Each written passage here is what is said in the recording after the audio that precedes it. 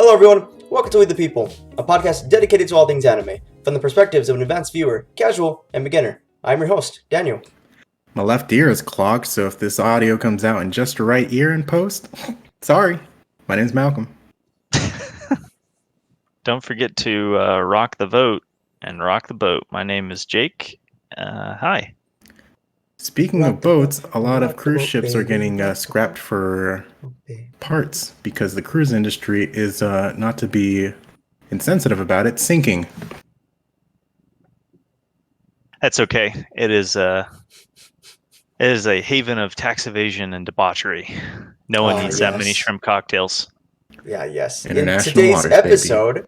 We'll be reviewing and discussing We're going to be talking about the plight of the resort cruise ship industry and not anime. Yes. Yeah, discussing Burn the Witch. If you have not watched the movie, then spoilers ahead. If Burn the Witch is not to your liking, our next broad discussion will be next week with our next watch in 2 weeks. If you guys have any suggestions of what you all want us to see, discuss, talk about, feel free to DM us on any of our social medias or email us. Our email account. All right, with that, let's talk about the background of Burn the Witch.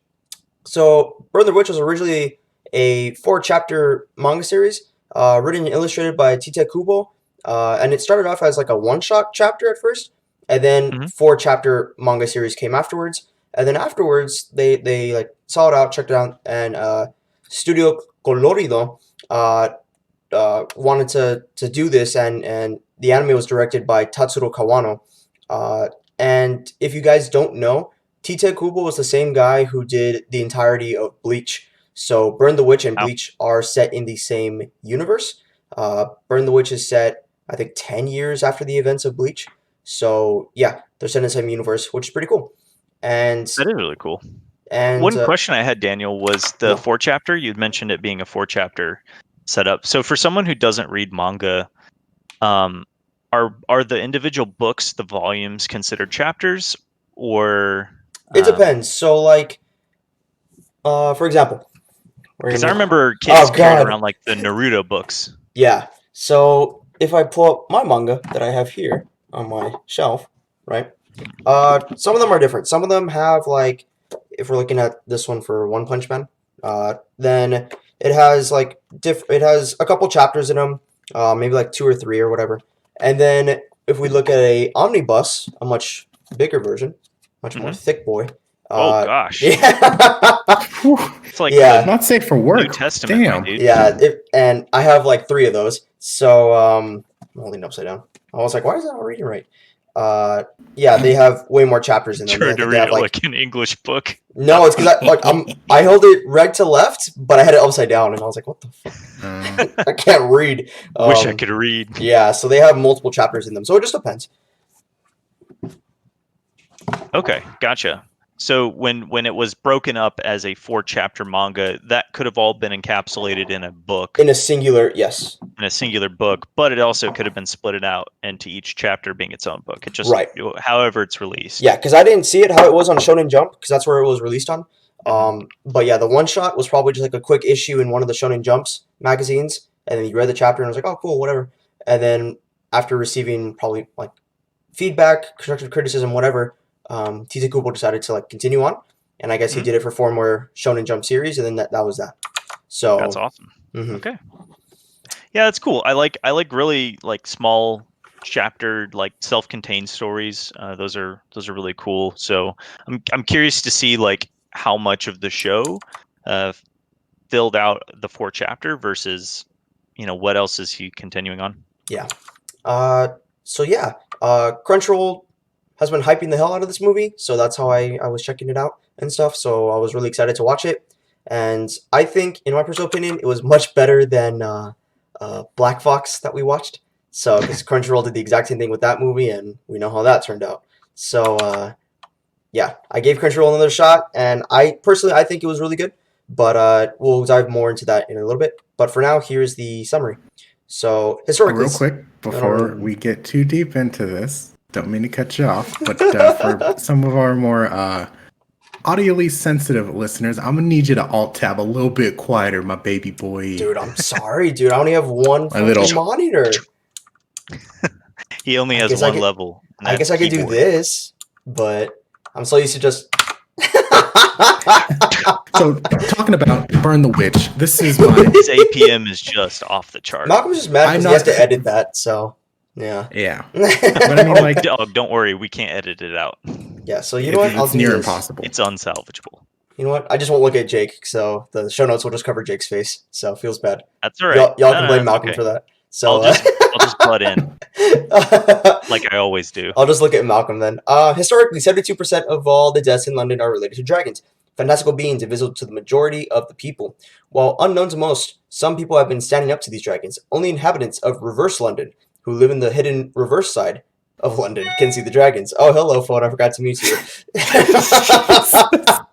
It's always something. Welcome to episode 97, Malcolm's worst fucking auditorial nightmare.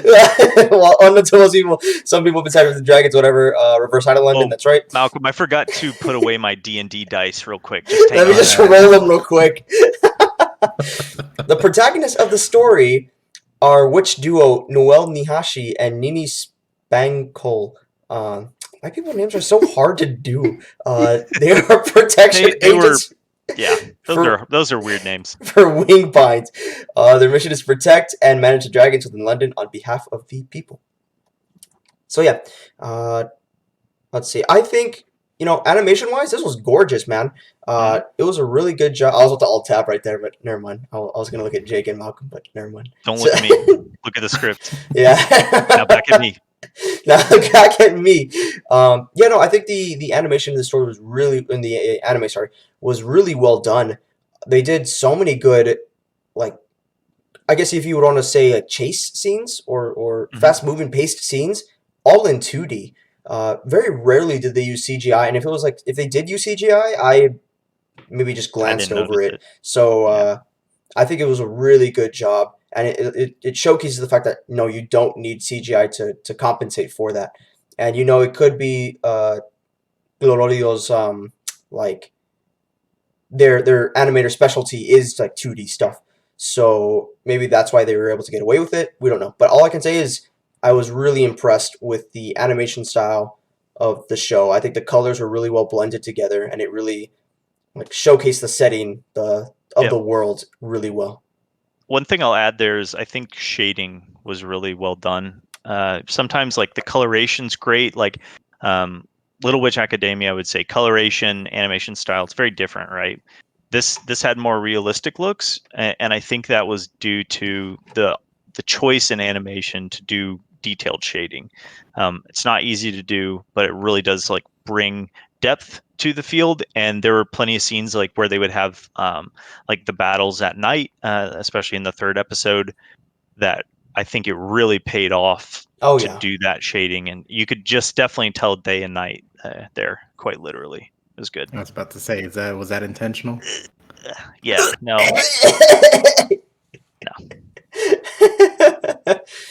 But no. Do you think people like us? Do you think people still listen to this show because they think we're funny, or because we do stupid ass child? There was one person listening, and it was like, if Jake does another bad pun, I'm done. Pulling out. I'm done. That's it. Game over. And they're just like, I tried. Click off. What else? I think so. We were talking about this before recording, right? And it's been a long time since I've personally watched Bleach. I don't think Malcolm and Jake, you guys haven't seen Bleach, right? No, my friends were big in on it, but I never watched it. I know of Bleach. The name sounds very familiar. Yeah. I got to season 3 and then stopped because school happened. Yeah, it's been years, maybe decades since I've seen Bleach. But to me, when I was watching this quote unquote movie, because it was split up into 3 episodes, right? I think that the framework for the whole setting, the whole entire series was there. I think we were talking about it before, and there were some points that were not discussed or elaborated upon as much, such as the fact between front and reverse. It's okay, how do you dictate going between the two? Because I think the first episode starts off with Nini, and she's super she's like a pop star or whatever, and then TMZ fucking hounds her, and then she says, no, screw you paparazzi, that's it. And then she's all of a sudden gets into reverse London. So I wish they kind of talked about and elaborated between that.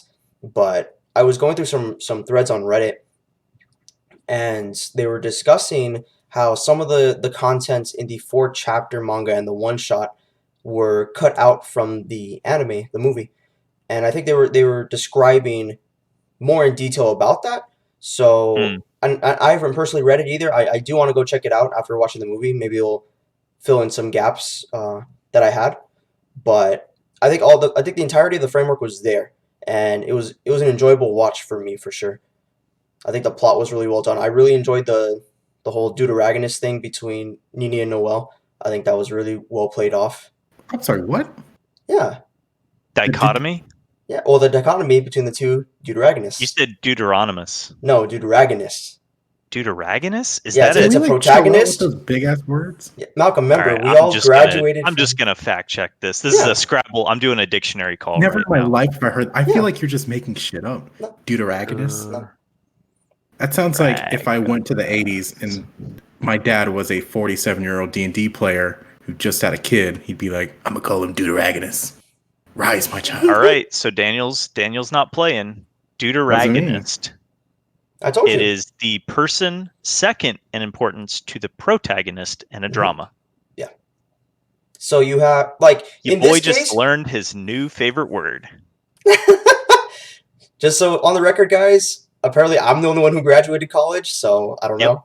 But I did my Scrabble call and I lost, so understandable. I threw the challenge flag. Hey, I lost the timeout. Hey, I appreciate that though. In this time and era, and we need people to fact check things. We can't just believe what people are saying, right? So. And importantly, when I was wrong, we admitted the I facts, admitted it. And we learned from our mistakes, and we learned from awesome. our mistakes, don't we? Don't Netflix with your trash Sidonia ass. We ain't gonna forgive that. Listen, never forgive, look at me. Forget. Don't ever make that again. And before season 3 confirmed. Anyway, so let's see. What do I got? I think the story was really well done.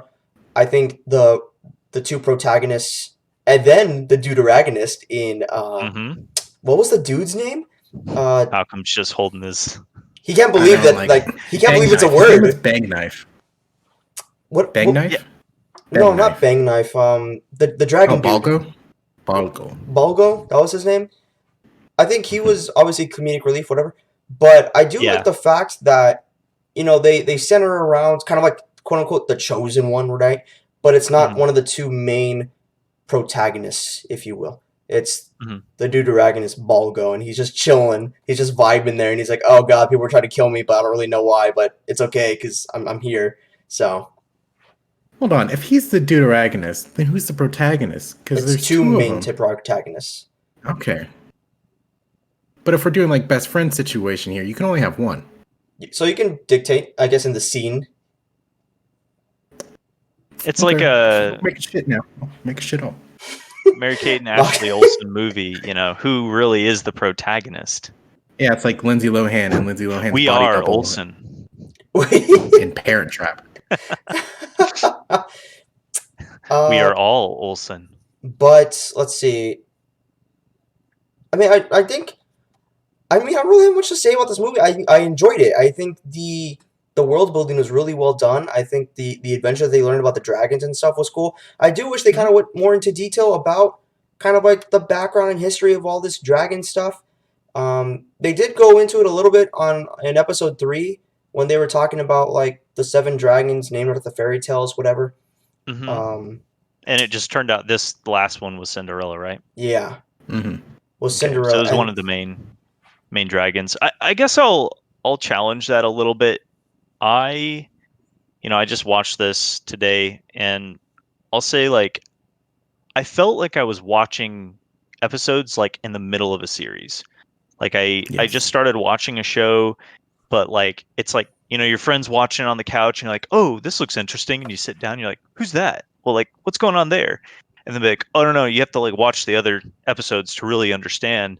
But like this is it. That is how I felt watching these 3. So like I picked up some of the plot. It was clear that there's the front London. It seems like I just correlated this to Harry Potter. Like front London is where all the normies hang out.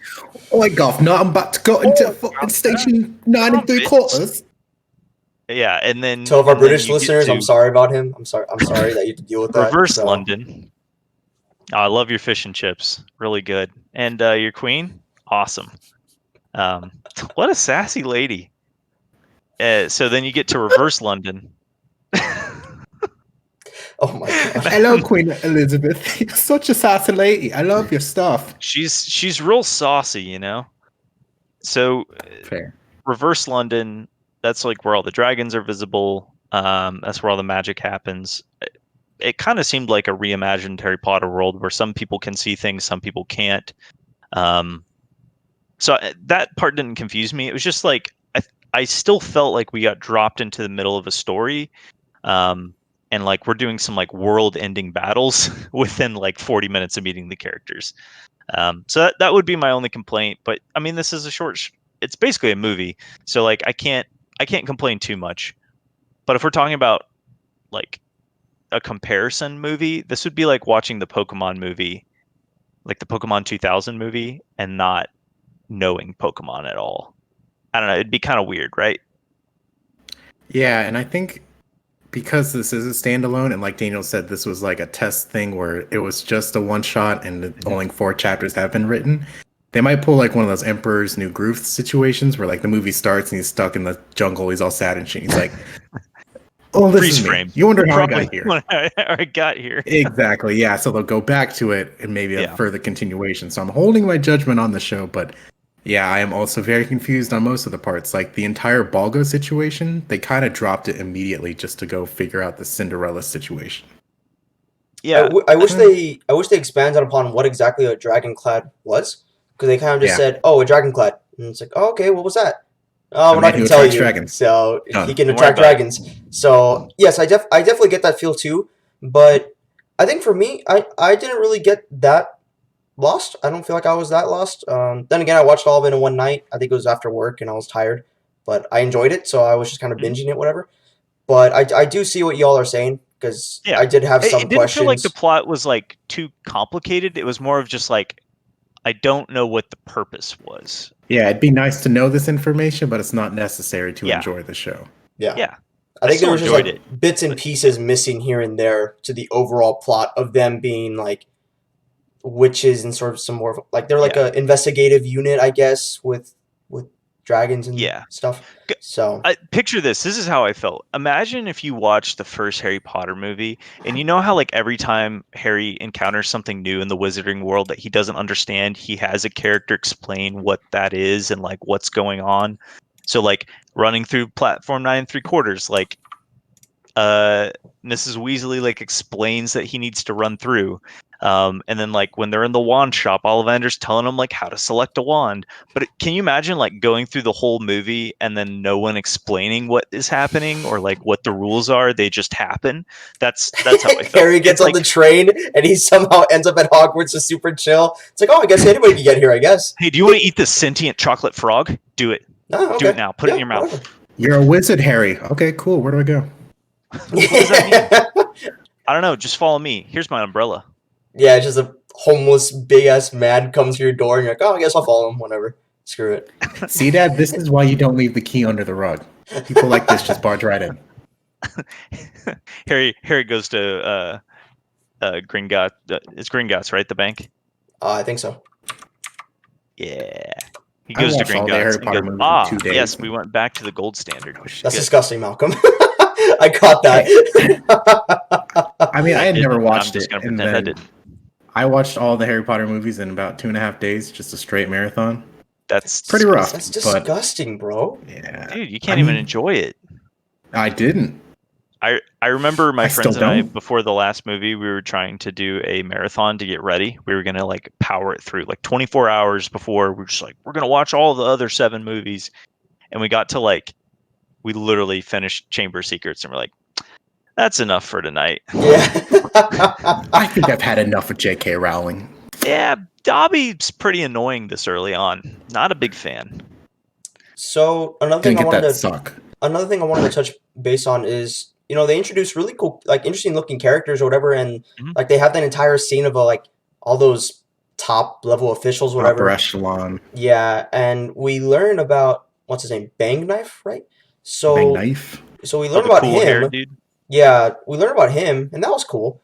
But like, what about everybody else, right? And then what about that other woman with like the short haircut, and she like talks to the chief of Nini and Noel, who by the way is busted, and then like he's super strong for some reason. He just one Was this shots the the guy that dragon. looks like a janitor? Yes, and he one shots the dragon. Yeah. Yu Yu Hakusho style. Yeah, spirit gun, brother. So yeah, it reminded me of Wanted when they just like keep zooming out, and it's like some dude's just sitting, like fires it between a moving train shoots window. it, twists the gun, and it goes around.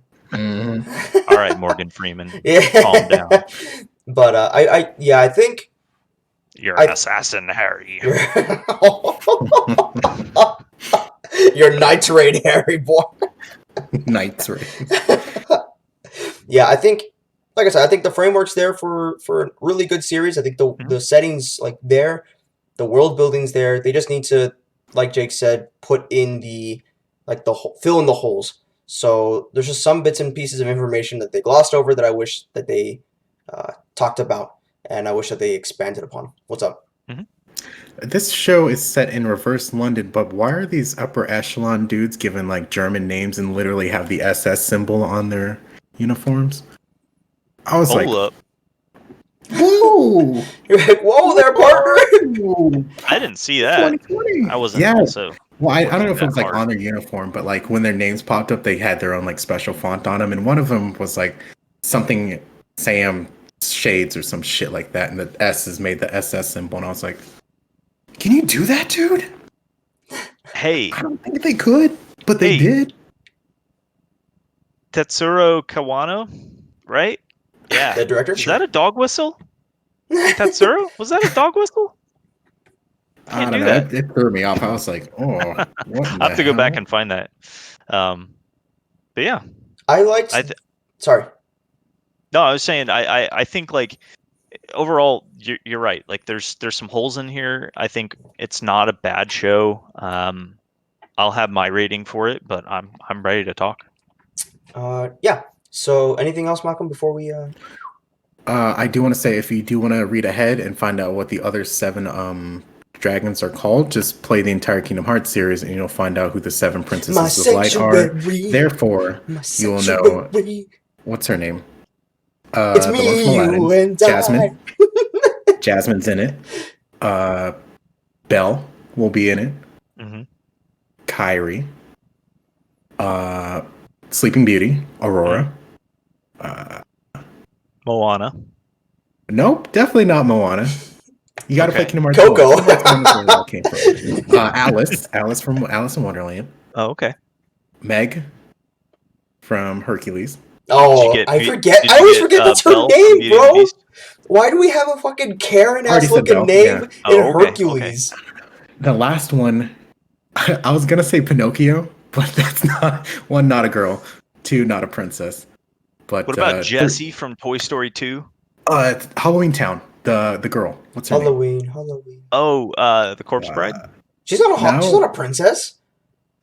I'm just going off the worlds that are in Kingdom Hearts. Oh, I was like, I don't think she's a Disney princess, bro. I think she's just like a chilling side character. To my man Tim Burton, she's a princess. Whatever her name is. There you go. Almost Halloween. What's the scary like sack monster guy? Forget his name. Oh, Oogie Boogie. Oogie Boogie. Yes. Oogie Boogie. He's got a cool villain song. And there's my 10-minute plug for fucking Kingdom Hearts. You're welcome, Tetsu. There we go. So, conclusion. What did you guys like, dislike? Would you rewatch it? Recommend to another person? And final score. So, to me, like I said before, the animation was gorgeous. I think it was super well done. It was a really pretty and beautiful anime to watch and look at. And I think for the amount of content that it was based upon, like the 4-shot, the 4-chapter manga and the 1-shot, I think they did a pretty good job. Like, I think the characters and the personalities and the interactions between the characters were really well done. It felt very much alive and like an actual relationships between characters around this age. I think it was really well done. And I think each one you get glimpses of like their background and what they're about and stuff, and hopefully they expand upon this in later either films or an actual full anime series. But I'm hopeful for the future. I think it's gonna be good. Like we talked about before, I wish they had expanded a little bit more on some of the holes that we talked about, some of the missing information, and some of the world building stuff. I wish they expanded upon more because I'm always a sucker for world building and lore and stuff. So yeah, they also your boy read a bunch of the World of Warcraft lore. hell yeah, dude! I He would can literally dive log in some deep. days and would just open the books in my bag and then fucking go to town. Like I do that in all my games.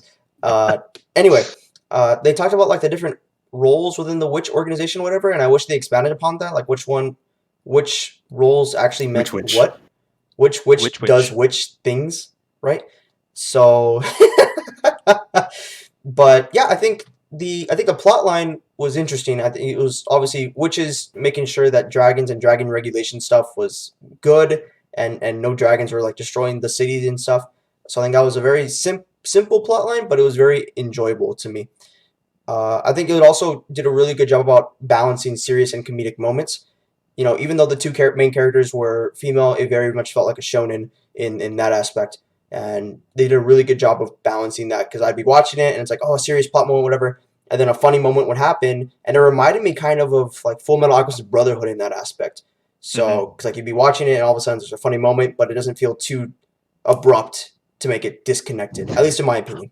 We tried to bring our mom back, and it was very tragic accident. But also, Al's waving some flags. It's so cute. Yeah. Hey, there were seven deadly sins in that show, and then now there's 7 little fairy tale goblin demon dragons. So same universe? Same universe? Collaboration? Is that a crossover? Yeah. So I think this show can appeal to many demographics with that in that sense. In the case of like you have really awesome female protagonists, but it doesn't feel like it's like just excluded only for females or only for males. I think it does a really good job about doing that. So I think it can cater to a big demographic in that sense. And to me, in my personal opinion, I think the series, if they put more time and more time into expanding all the little things that we talked about and really focusing on establishing like the world buildingness, I think this series has the potential to be really, really popular in the future. So Yeah. that's my bold proclamation, and I'm going to stick to it. But I think overall, I'm going to give it for now like a 7.5 out of 10. Originally, I rated it higher, but since we started talking about it, I was like, no, okay, that makes sense. So yeah, 7.5 out of 10. I think, like I said, there's good things. The framework is there, and Yep. I have hope for it. It's not like Joshua Sidonia where nothing happens and it's a waste of my time. And those 8 hours I'll never get back in my life. So yeah. Yeah. Let's see. Would I rewatch it? Probably not. I think it is short. I don't know. Maybe I would, maybe I wouldn't. I don't feel like there was too much to remember in the sense of, oh, you have to remember this. You have to remember this. Right. Like I don't think there's going to be much of that. Would I recommend it to another person? Yeah, I would definitely be like, hey, check this out. What do you think? Because I think this one is interesting just because there's between the three of us, I think we've already had different opinions. So I would be more interested in checking out other people's opinions as well. So yeah, I would definitely recommend it to another person. And yeah, like I said, 7.5 out of 10 is my final score. Cool. Yeah, that all makes sense. So I agree with Daniel. I really loved the animation in the show. It was very well done. The action was fluid. It was almost all 2D. If there was 3D, like we said, like I couldn't tell that it was there. Very seamless. Love the shading. I didn't really care for the missing plot points or that they just didn't really build on some of the world aspects or fill in the gaps as much as I would like. This could be just the fact that it's a short run. They didn't know all of the story that they want to tell. It is a pretty concise story. There's nothing super fancy that happens in it. There's no big twist. It happens. But I like the world potential that they've set up. So I agree with Daniel there. Like they have set themselves up to expand more if they want to, and if they do expand more, I think my opinion of the show will change.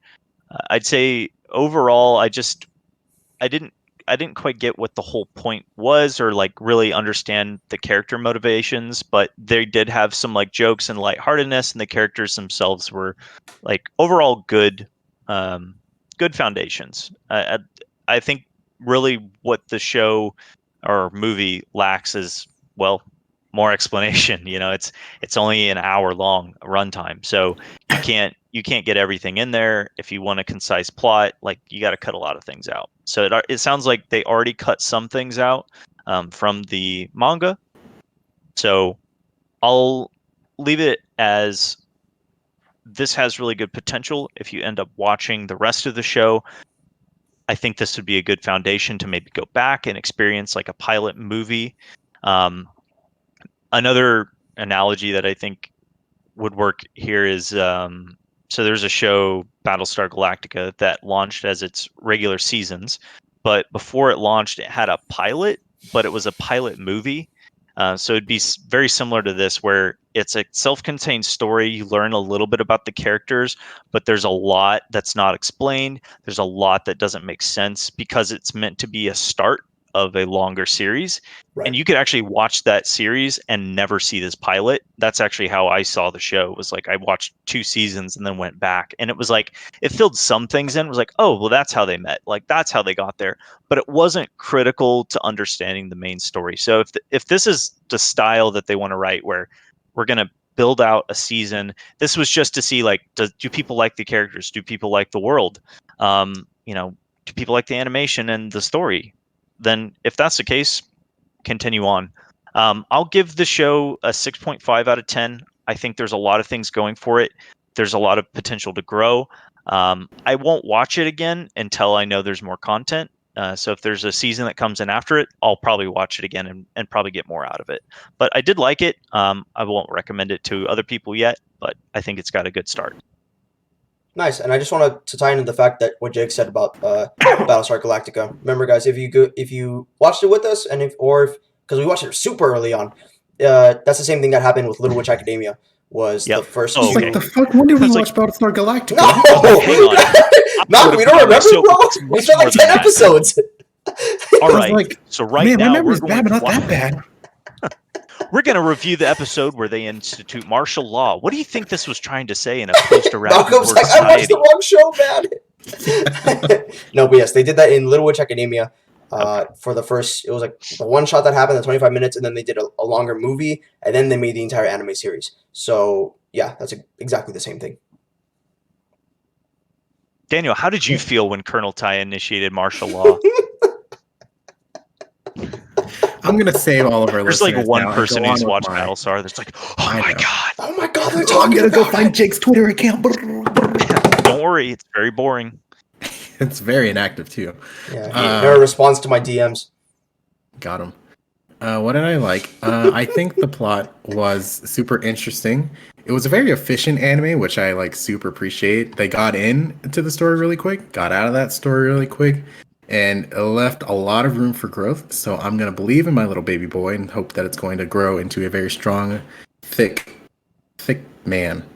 The fan service was kept surprisingly low, but that leads me into my dislikes, where Balgo is technically what I imagine going to be the focal point of this anime, but his power is to literally create these demon dragons of fairy tales, but also he makes a dog turn into a dragon when he gets horny. So it's like, if we could have just made Balgo just a little bit more respectable as a character in the Western sense, which I guess is just me getting on a soapbox, but I mean, why does being horny have to make things turn into dragons? Like, could we have gone with any other plot device? That would have been fantastic. Would I recommend this to another person? Yes. Final score, I'm going to stick with my belief that this will grow to be a very good show. Like I called Lakers in 6. We're almost there. Okay. Almost there. He have to win on Friday, and then on Monday, Lakers will close it out. But I'm gonna stick with this unbridled, unfeathered belief in my show, my team, and I'm gonna give it an 8.5 out of 10. Yo! Wow. Oh, sorry, did I forget to mention that I'm still sucking that Crunchyroll dick? Oh, okay, gotcha. I just got an email right now, and there it is. All right. Oh, there's the deposit. The check Sorry, did I say came in. 8.5? I meant 10 out of 10. Out of 10. Yeah, you're basically like Game Informer now. Oh yeah. IGN, too much water. IGN.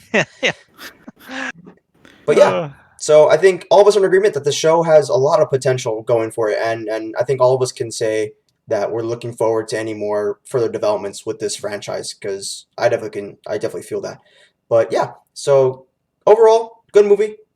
Has things to work on, but that's okay. I think in the future I have high hopes, like Malcolm said, that it will be smooth over. So we would like to thank Joakim Farud for the use of his music in our podcast. The intro is Dreams and the outro is Lowrider. Links to his contact info will be in our show notes. If you enjoy listening to us, please make sure to rate us on iTunes, Spotify, Google Play, or where you listen to podcasts. If video format is more of your thing, come check out our YouTube channel, Weeb the People Podcast. Check out our website, weebthepeople.com. Make sure to follow us on our Twitter page, Weeb the People. Oh god, I'm not looking at the script. I tried to do it remembering, I couldn't do it. At Weeb_the_people. Facebook page, the Weeb the People, an anime podcast. And finally, our Instagram, Weeb the People Podcast. And finally, if you guys have any questions whatsoever, feel free to DM us on any of our social medias or email us at weebthepeoplepodcast@gmail.com. Thank you guys so much for listening. I am your host that can't read without the script, Daniel. Glad we are getting all our fuck ups out before 100. J.K. Rowling is horrifically transphobic, so think about that again when you watch any Harry Potter movie. My name's Malcolm. Fuck off, J.K. And this is Jake here with a sign off and PSA that Earth is a very fun game that if you're good friends, you will actually play with them because it only takes like 20 minutes. And forget about tests. Play Earth. Please play Earth with me, guys. Bye. This has been Weeb the People, and have a great evening. It's goth season, baby.